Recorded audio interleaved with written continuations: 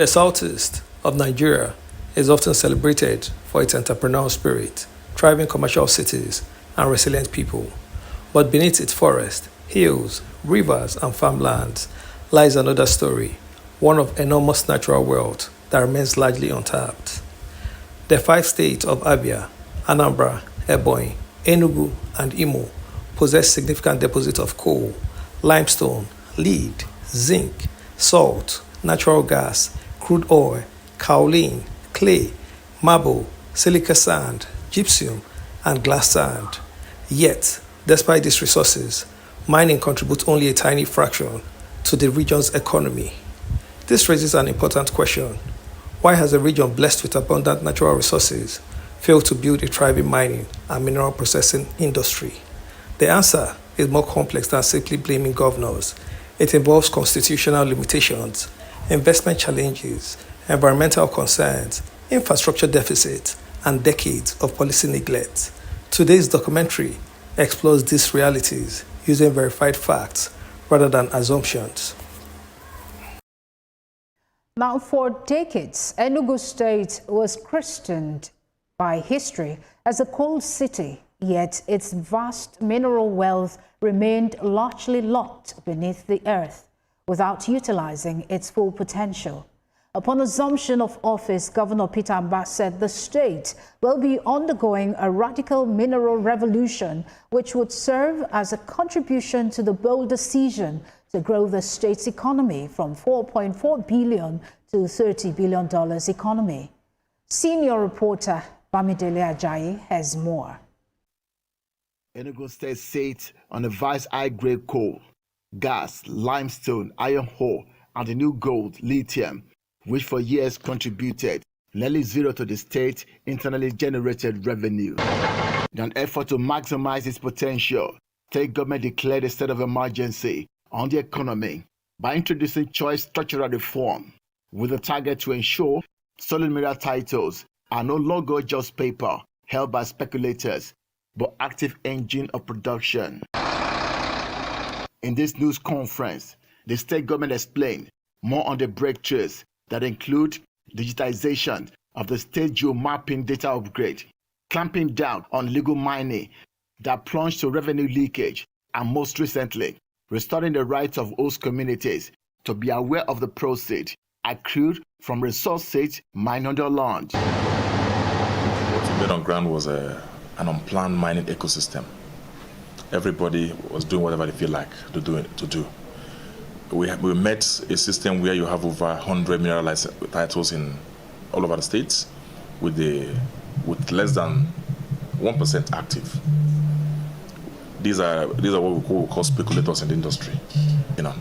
Again, we met a lot of illegal mining operation, over 40 of them in different parts of the states, which causes environmental degradation and the rest of them. We tackle them, and as of today, we've made sure that we have no illegal mining in Enugu. The reform ties mineral resource development to energy security by leveraging on coal and gas reserves to build independent power plants that can generate over 1,000 megawatts of electricity required and transform raw ore into finished product for local consumption and export. Enugu is very ready. We are in talks with all the regulatory agencies that play in that sector. Both the federal ministry and minerals, we are very much in good terms with the ministry. Hence, we have established Mirenco. Mirenco, is actually the step. It's a bridge between the federal governments, the state government, local government, mining companies, and mining communities. So that's why we said there must be mining committee in every mining community. And their job is to ensure that the communities are aware of every single dime they generate, because we know that once the communities are aware, they'll not allow anybody to embezzle it. From the revitalization of the limestone belt to cement production and the exploration of iron ore for local steel plants, it is envisaged that Enugu is becoming the magnet of foreign direct investments. New geological survey confirms that Enugu sits on over 300 million metric tons of premium local sulfur coal. According to the survey, the mineral deposit is deep enough and rich to power the entire state conveniently for decades. As Nigeria looks to solidify its non-oil revenue, Enugu State is positioning its solid mineral sector as a vote of a new economic era, being the support catalyst to actualize the proposed $30 billion economic target. Bamidele Ajayi, TVC News, Enugu. Many Nigerians associate Southeast almost exclusively with commerce. However, geological surveys tell a different story. Enugu is historically known as Nigeria's coal city, with coal reserves that powered industries during the colonial era. Ebonyi possesses commercially significant deposits of lead, zinc, limestone, granite, gypsum, and salt. Abia contains limestone, marble, clay, glass sand, and petroleum resources. Anambra has natural gas, crude oil, clay, sandstone, kaolin, and lignite. Imo also possesses crude oil, natural gas, limestone, shale, marble, and salt deposits. These minerals are essential for cement manufacturing, ceramics, fertilizer, steel production, batteries, construction materials, pharmaceuticals, and energy generation. The geological potential is real. The challenge has always been converting geological wealth into economic prosperity. Now, to start with, the lignite is a part of the sedimentary rock.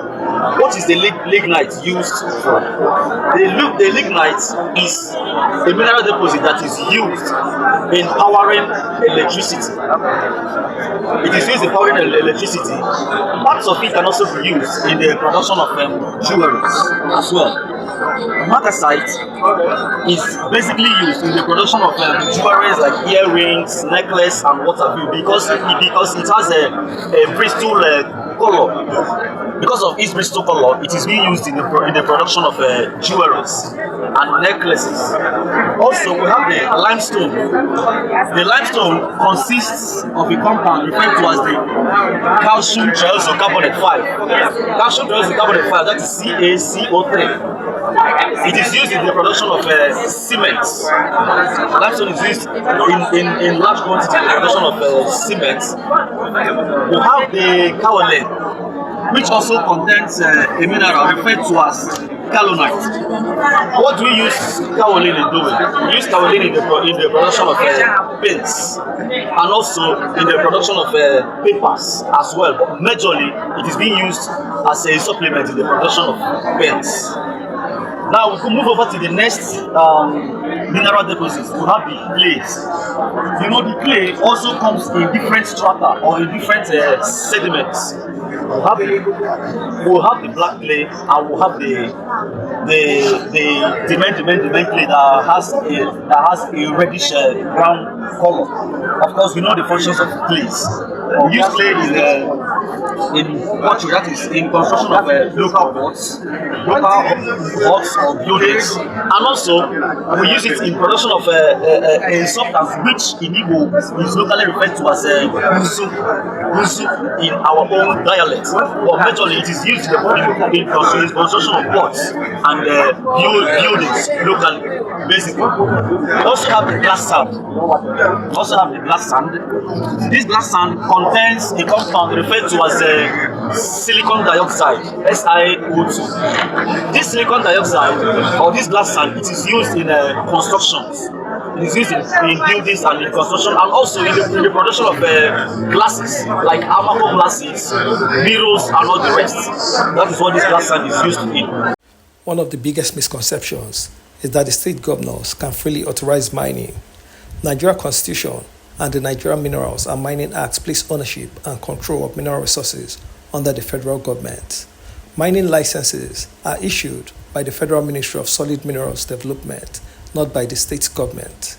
This means governors cannot simply award mining concessions or approve large-scale mineral extraction on their own. However, state governments still play important roles by providing infrastructure, improving security, attracting investors, simplifying land access, and creating industrial parks that encourage mineral processing. In other words, while governors do not own the minerals, they can create environment that makes responsible mining investments attractive. President Bola Tinubu was represented at the event by his deputy Vice President Kashim Shettima. The president says his administration is committed to creating an enabling business environment to attract investment that encourages value addition on solid minerals before they are exported. President Tinubu noted that his administration's target in the solid minerals sector is to make Nigeria a leader in critical metals. The president directed that mining licenses be issued if they are tied to local value addition. This, according to President Tinubu, is to ensure that young Nigerians are actively engaged in economic activities, acquiring skills and contributing to the overall development of the economy. This approach can bolster our economies and offer livelihoods to our burgeoning population. We intend to elevate Nigeria's critical mineral resources wealth from potential to reality, creating a prosperous, resilient, and environmentally conscious future. Mining is one of the most intensive industries in the world. Before a single ton of mineral is extracted, companies must spend millions of dollars on exploration, environmental studies, equipment, roads, electricity, water supply, and processing plants. Many mineral-rich areas in the southeast still lacks the supporting infrastructure required for modern mining. Investors also seek stable regulation, reliable transport networks, and long-term policy certainty before committing billions of naira. Without these conditions, many deposits remain economically viable only on paper. The issue is therefore not only the presence of minerals, but whether they can be profitably and sustainably developed.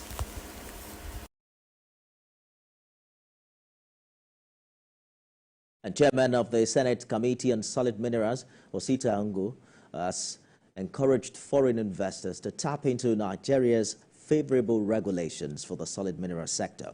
He emphasized the potential for collaboration and economic growth between Nigeria and China, particularly in areas like mining exploration, processing, and value addition. Senator Enugu highlighted the importance of infrastructure, technology transfer, and capacity building in advancing the sector. The Chinese ambassador Xu Hianshan expressed China's commitment to sustainable economic development in Nigeria's solid minerals sector.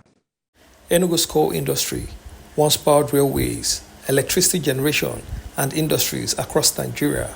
But after the discovery of crude oil in commercial quantities during the late 1950s and Nigeria's oil boom of the 1970s, national attention shifted away from coal. Investment declined, many mines were abandoned, infrastructure deteriorated, communities that once depended on mining gradually lost their economic relevance. Today, although coal reserves remain substantial, rebuilding the industry requires enormous investment, modern technology, environmental safeguards, and new markets. The legacy of Coal City reminds us that resource abundance alone does not guarantee economic development. If you are enjoying this documentary and want more fact-based stories about the transformation of the Southeastern Africa, take a second to like this video, subscribe to 1010 Media, and turn on the notification bell so you never miss our next documentary. Your support helps us bring more well-researched stories to the world. Thank you so much, Precious. The governor of Enugu State, Mr. Peter Mba, says the state's coal reserves will be utilized to produce 1,000 megawatts of electricity and will not be regarded as a stranded assets without sufficient compensation. Governor Mba said coal deposits in the state have about 0.5 sulfuric content, saying he is counting on technology to make the impact of coal utilization on the environment minimal. He made the assertions in Lagos as a guest at the Nigerian British Chamber of Commerce Meet the Governor series, where he presented a business case for investment in Enugu State. On his part, President of the Chamber, Mr. Abimbola Olashore, in his address said the timing of the Meet the Governor series could not have been more fitting because Enugu had become a state on the move under Governor Peter Mba's administration. Enugu also has huge mineral assets. We're quite heavy. They tend to think, of course, because we were referred to as a coal city, that even though we have one of the best coals, sure, I'm not oxymoron to say you have the cleanest coal, but yes, we do have the cleanest coal. And you know, this coal, it's only comparable to what you have perhaps in Japan. A sulfur level of 0.5 and a calorific value of more than 6,700. Modern mining cannot ignore environmental responsibility. Mining activities affect rivers, farmland, forests, and nearby communities if poorly managed. Across Nigeria, governments have become increasingly cautious about approving projects without proper environmental impact assessment. Communities also expect fair compensation, employment opportunities, and long-term development. Failure to address these concerns often leads to resistance and project delays. Responsible resource development requires balancing economic growth with environmental protection and community welfare. This balance is now central to mining policies worldwide.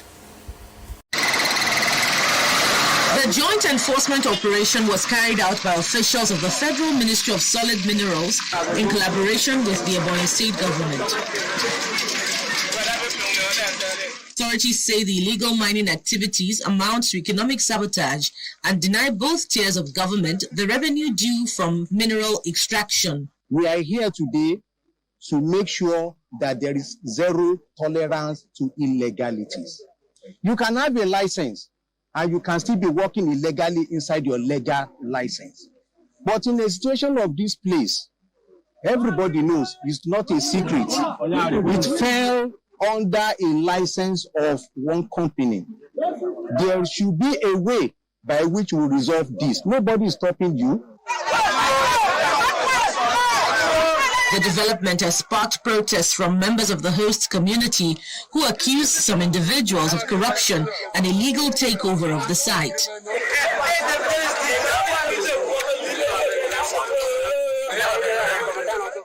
They are calling for transparency and fairness in the signing of the Community Development Agreement.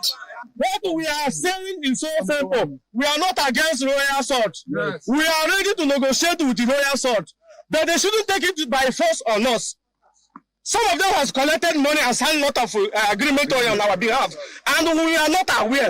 And we cannot allow royal salt just to start work. We will start our own interest being captured. Thank you. That is the only common demand we demand from the state government. We need adequate agreement.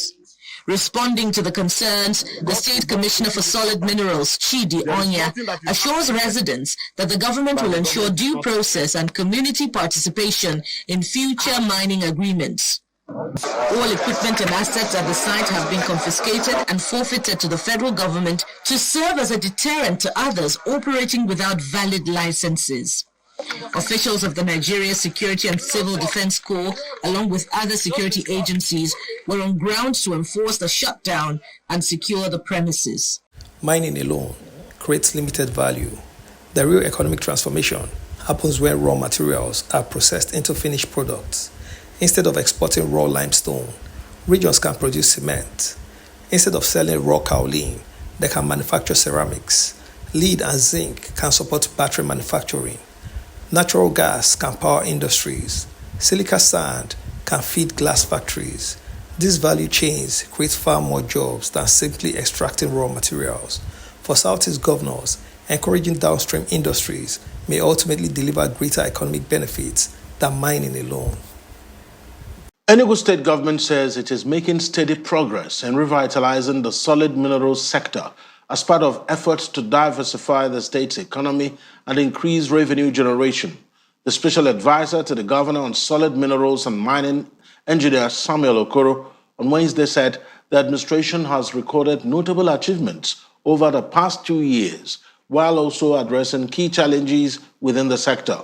He noted that feasibility studies have already been conducted to properly channel resources and attract credible investors into the sector, as coal, which remains the major solid mineral in the state, is central to the government's development plan. Also regarded as one of the cheapest sources of fuel, has the potential to generate energy for the state and support economic growth when properly harnessed. Engineer Okoro said all mining activities will operate under strict regulatory frameworks, with licenses issued only to qualified companies to ensure responsible and environmentally friendly operations, and that the environmental management and post-mining impacts are also being addressed in line with provisions of the Mining Act, which the law requires mining companies to compensate host communities and establish community development agreements to support projects agreed upon with local residents. Okoro highlighted that with ongoing investor engagement, Enugu State expects its first major mining groundbreaking within the next few months. Nigeria federal government has recently introduced reforms aimed at revitalizing the mining sector. These include stricter regulation of illegal mining, encouragement of local mineral processing, revocation of inactive mining licenses, and efforts to attract international investors. The government has also emphasized that Nigeria's mining sector remains underdeveloped despite possessing significant deposits of critical minerals. These reforms could create new opportunities for mineral-rich regions, including the Southeast, if complemented by supportive state-level policies and infrastructure.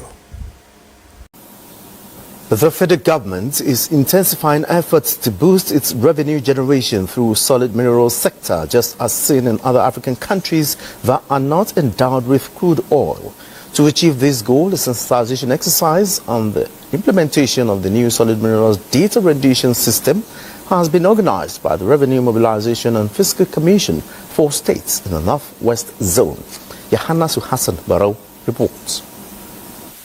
For decades, Nigeria's solid minerals sector has been described as one of the country's untapped treasures. From gold and limestone the nation is richly endowed with, yet mining contributes only a small fraction to Nigeria's GDP. Experts say this is largely due to poor data management, illegal mining, and lack of transparency in the system, challenges that have limited the sector's growth and deprived both federal and state governments of much-needed revenue. But recent reforms by the Federal Ministry of Solid Minerals Development, in collaboration with the Revenue Mobilization and Fiscal Commission, Mining Cadastre Office, and Miners Association aims to change the narrative, beginning with a new emphasis on data accuracy and accountability. Although they cannot issue mining licenses, governors still possess powerful tools. They can invest in roads connecting mineral-rich communities, improve electricity supply, strengthen technical education, establish industrial clusters, provide land for processing industries, promote public-private partnerships, support geological surveys, ensure community participation, and actively market investment opportunities globally. Economic transformation often begins with creating an enabling environment, not merely owning the resources themselves. The most successful resource economies combine natural wealth with sound governance, infrastructure, and private investment. The Southeast stands at an important crossroad. Its future prosperity may depend not only on trade and entrepreneurship, but also on how wisely it develops its natural resources. The region possesses coal, limestone, lead, zinc, salt, oil, gas, kaolin, clay, marble, and many other minerals. Yet, true development will require cooperation between federal and state government, responsible investors, local communities, and environmental regulators. The question is no longer whether the Southeast has natural resources. The evidence clearly shows it does. The real question is whether this region can transform those buried resources into industries, jobs, exports, and lasting prosperity for future generations. That story is still being written. Southeast is undeniably blessed with abundant natural resources, but as we have explored in this documentary, unlocking that potential requires more than just discovering what's beneath the ground. It demands visionary leadership, responsible investment, sound policies, and collaboration between federal, state, and local stakeholders. What do you think is the biggest obstacles preventing Southeast from fully harnessing its natural wealth? Is it constitutional limitations, infrastructure, security, lack of investment, or something else? Share your thoughts in the comments. We would love to hear your perspective. If you found this documentary interesting, please like this video, subscribe to 1010 Media, and turn on the notification bell so you never miss our in-depth documentaries on Nigeria, Africa's development, business, and the untold stories shaping our future. Thank you for watching, and we'll see you in the next documentary.